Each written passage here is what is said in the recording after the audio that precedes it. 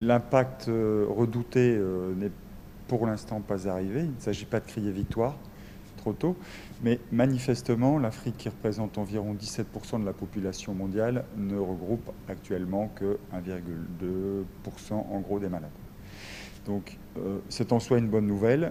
Il convient de pondérer cela par d'autres considérations. Est-ce que le pic est décalé?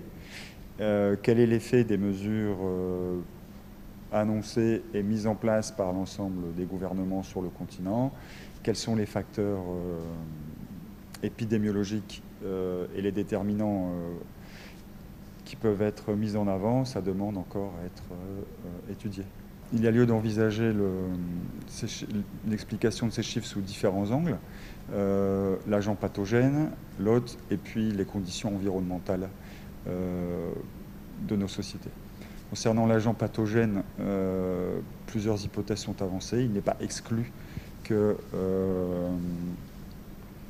le virus ait pu muter. C'est un virus ARN qui est connu pour ses mutations fréquentes au moment de la réplication dans la cellule hôte. Est-ce que cela aurait pu diminuer sa pathogénie au fur et à mesure de sa propagation, comme le laissait entendre une étude chinoise? Bon, on en est encore au stade des hypothèses. Concernant l'hôte, effectivement, les conditions démographiques sur le continent sont différentes, bien évidemment, des autres continents. La jeunesse de la population est souvent avancée pour expliquer le faible impact de la maladie. C'est sûr qu'avec une population avec moins de comorbidité, on peut s'attendre à ce qu'il y ait moins de cas sévères.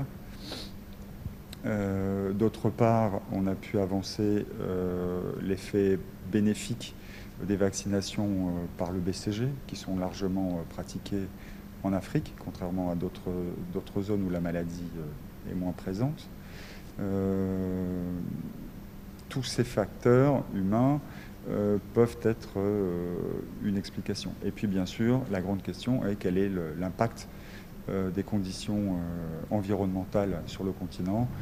On pense beaucoup à une diminution de la pathogénie et de la transmission du virus qui pourrait être liée aux températures plus élevées, au rayonnement UV qui serait plus élevé.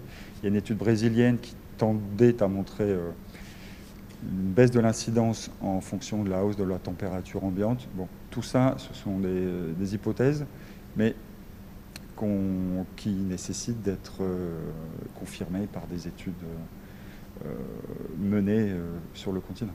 Il est clair que pour les pays qui ont été concernés par